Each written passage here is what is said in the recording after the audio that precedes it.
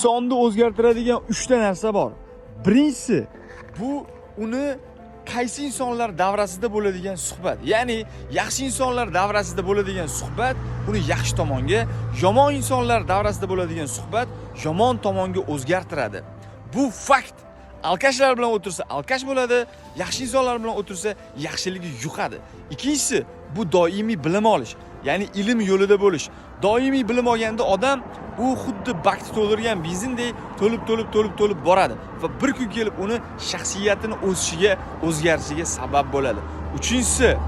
Uchinchisi, ya'ni insonni o'zgartiradigan uchinchisi bo'lgan narsa bu bilasizlarmi nima? Bu juda ham katta yo'qotish. Ya'ni katta stress, katta muammo, katta qarz. Mana shu narsa orqali inson o'zgaradi. Boshqa bosqichga chiqadi, boshqacha shakllanadi, asliyatini tushunib yetadi, boshqalarni ham kashf qiladi.